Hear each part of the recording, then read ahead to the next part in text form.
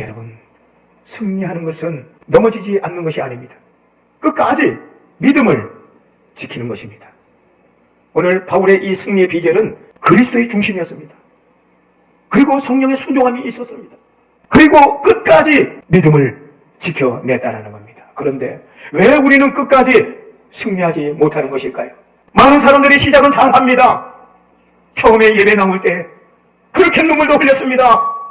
처음에 기도할 때에는 가슴에 뜨거움, 복참에 차올랐습니다. 처음에 사명을 받았을 때에는 헌신도 뜨거웠습니다. 그런데 시간이 지나면서 이상한 일이 생깁니다. 조금만 상처를 받으면 무너지기 시작합니다. 사람 때문에 시험이 듭니다. 환경 때문에 낙심을 합니다. 문제가 생기면은 하나님이 정말 나와 함께 하시는가? 하면서 믿음이 흔들리기 시작합니다. 여러분, 왜 그렇습니까? 왜 그렇습니까? 많은 사람 신앙은 가지고 있지만은 승리의 방향을 잃어버렸기 때문입니다. 교회를 다니지만은 영적 목표가 흐려졌다는 겁니다. 그것은 기도를 하지만은 어디로 향해 달려가는지 모르고 있다는 거예요. 이렇게 되다 보면은 신앙이 습관이 되어버려요. 열정은 식어집니다. 삶은 반복되는 실패 속에 갇혀버리게 되는 것이죠. 그런데 오늘 사도 바울은 여러분 달랐습니다. 바울은 지금 감옥 안에 있습니다. 몸은 묶여 있지만은 그의 영혼은 자유했다는 것이에요. 환경은 최악인데 믿음은 가장 뜨거웠습니다. 세상은 바울을 실패자라고 보았습니다. 하나님은 승리자라고 말씀하셨습니다. 도대체 무엇이 사도 바울을 그렇게 만들었습니까? 오늘 본문 속에 우리는 승리하는 인생의 비결을 발견하게 되는 것입니다. 그 첫 번째로가 승리한 사람은 이루지 못했음을 인정하는 것입니다. 오늘 본문에 보면 빌립보서 3장 12절에 내가 이미 얻었다 함도 아니요 온전히 이루었다 함도 아니니라. 여러분, 사실 바울은 엄청난 사람이에요. 모든 것을 다 가지고 소유했던 사람입니다. 뿐만 아니고 그가 예수 그리스도를 만나고 수많은 교회를 세웠습니다. 하나님의 기적을 체험했습니다. 신약성경 27권이 있지만 그 중에서 거의 절반 가까운 서신서를 기록하기도 했습니다. 그런데 놀라운 것은요, 바울이 스스로 완성된 사람이라고 말하지 않았다는 겁니다.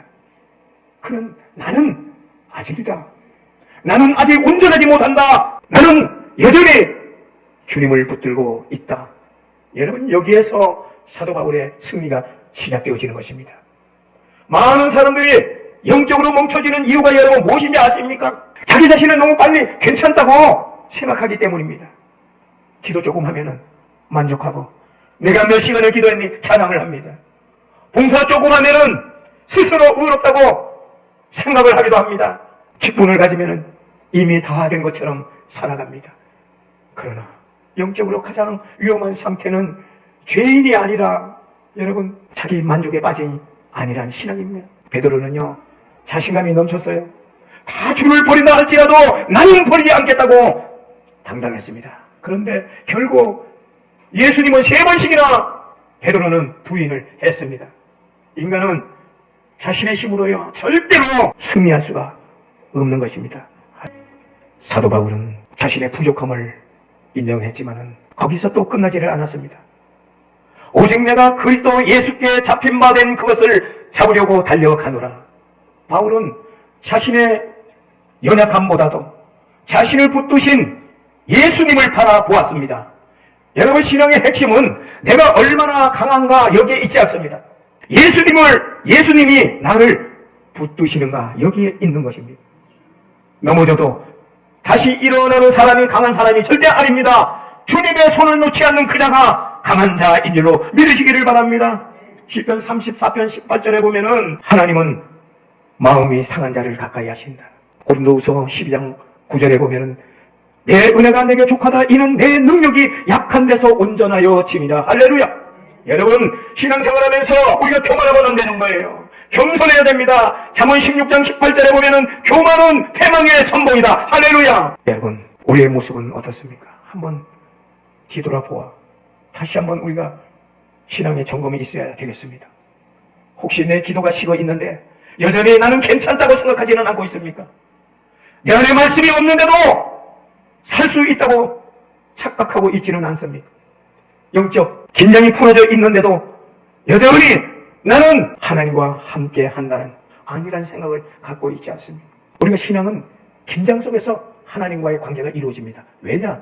사탄은 우리를 끊임없이 하나님과의 이 관계를 끊으려고 하는 거예요.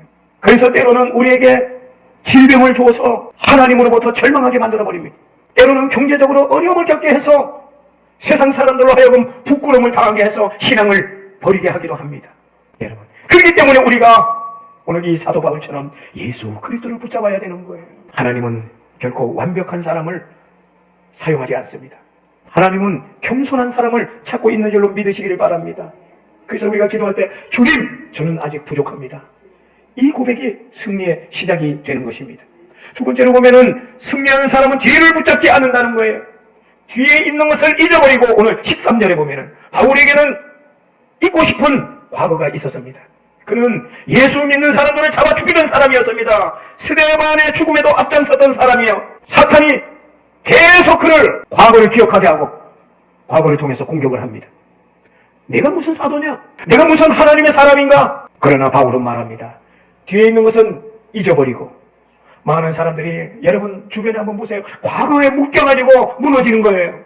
실패했던 기억 때문에 더 이상 한 걸음 나아가지 못합니다. 전진하지 못합니다. 상처받은 그 기억, 배신당한 기억, 죄책감, 이런 것, 과거 여기에 묶여가지고 자기 자신이 무너져 있는 그런 사람 우리 주변에 쉽게 찾아볼 수가 있습니다. 과거가 현재를 붙잡고 미래를 막아버리는 것입니다. 어떤 사람은 20년 전 그 상처 때문에 아직도 울고 있습니다. 어떤 사람은 과거의 실패 때문에 도전하지 못하는 사람이 있습니다. 어떤 사람은 자신의 죄 때문에 하나님 앞에 담대히 나가지 못하는 사람도 있습니다. 사탄은 계속해서 우리들의 과거를 들춰내는 거예요. 그러나 하나님은 과거보다 미래인 것입니다. 우리들의 과거보다도 미래를 보시는 거예요. 사도 바울은 과거를 결코 부정한 것이 아니에요. 과거보다 더 큰 현재 은혜를 붙든 것입니다. 예수님의 이 십자가는 과거보다도 크신 줄로 믿으시기 바랍니다. 베드로는요 실패했어요. 성경에 보면 다윗도 실패한 사람이었어요. 모세도 살인자였습니다. 그런데 하나님은 그 실패하고 넘어지고 살인자를 결코 버리지 않으셨습니다. 왜 그렇습니까? 하나님의 은혜는 인간의 실패보다 크기 때문인 줄로 믿으시기를 바랍니다. 여러분, 십자가는 죄인을 끝내는 것이 아니라 십자가는 우리를 새롭게 시작하는 것입니다. 로마서 8장 1절에 보면은 결코 정죄함이 없나니. 혹시 아직도 여러분 가운데 과거에 묶여있는 사람이 있습니까? 나는 안 돼. 나는 실패했어. 나는 너무 많이 무너져 있어. 여러분, 그러나 하나님은 오늘도 우리에게 말씀하십니다. 내가 너를 새롭게 한다. 할렐루야. 오늘 예수 그리스도 십자가 앞에 여러분의 아픈 과거의 상처를 내려놓으시기를 바랍니다. 상처를 내려놓고요, 여러분의 인생의 눈물도 내려놓고 죄책감도 내려놓으시기 바랍니다. 하나님은 여러분의 과거가 아니라 앞으로 이루실 일을 보고 계십니다. 하나님은 저와 여러분의 과거가 아니라 미래를 보시고 성령께서 우리 안에 오셔서 우리를 가장 좋은 곳으로 인도해 나가시는 줄로 믿으시기를 바랍니다. 세 번째로는 승리하는 사람은 표대를 향해 끝까지 달려간다라는 겁니다. 표대를 향하여 예수 그리스도 안에 하나님이 위에서 부르신 부름의 상을 위하여 달려가노라. 오늘 14절의 말씀입니다. 사도 바울은 멈추지 않았습니다. 감옥도 그를 막지 못했습니다. 핍박도 그를 막지 못했습니다. 배신도 그를 결코 막지 못했습니다. 왜입니까? 그의 눈이 표대를 향하고 있었기 때문인 것입니다. 오늘 많은 성도들이 중간에 멈춰버립니다. 조금 힘들면 포기해버리고 응답이 늦어지면 낙심을 하지요. 사람 때문에 사명을 내려놓습니다. 왜 그렇습니까? 눈이 환경에 머물러 있기 때문인 것입니다. 환경을 보면 언제나 우리 앞에 두려움이 펼쳐집니다. 여러분, 베드로를 한번 보실까요?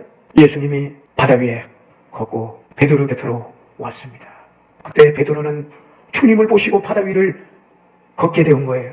그런데 주님을 보았을 때는 그가 바다 위를 걸을 수가 있었지만은 무서운 파도를 바라볼 때 그는 그만 빠지고 말았습니다. 여러분, 환경을 보면은 두려움뿐이에요. 바울의 표대는 바로 예수 그리스도였습니다. 그는 성공도 아니었습니다. 돈도 아니었습니다. 명예도 결코 아니었습니다. 내가 주님을 더 알고 싶다.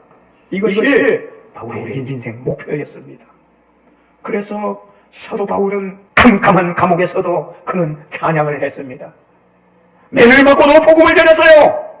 그는 죽음 앞에서도 믿음을 지켰습니다. 그때 하나님께서 죽음 앞에서 천군 천사를 보내서 그를 살리셨던 것입니다.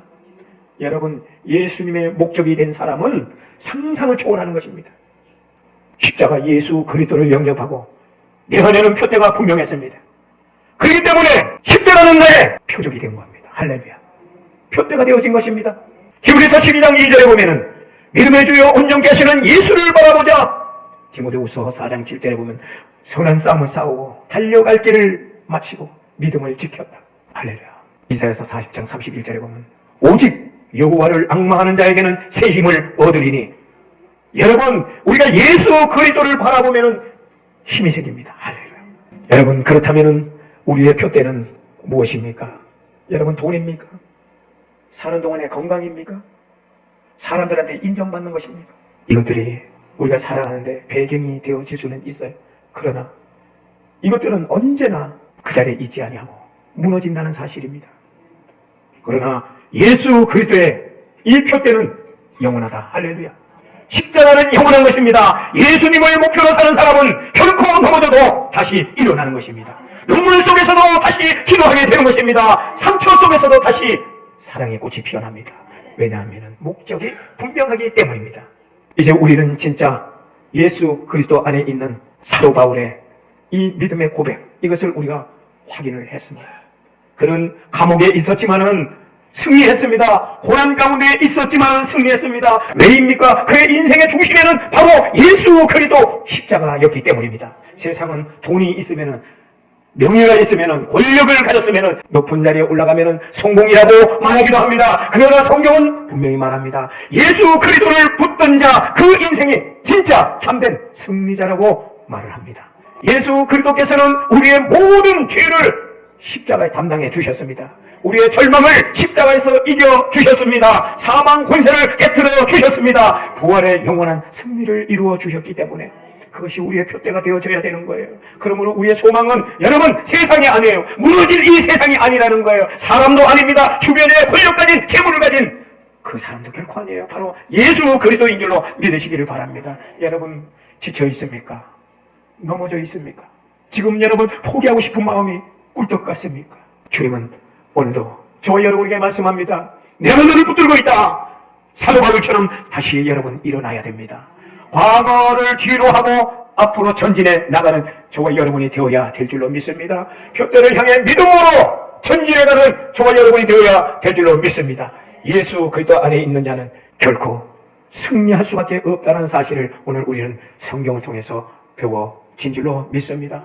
이 말씀을 붙들고 승리하는 여러분 되시기를 바랍니다. 할렐루야.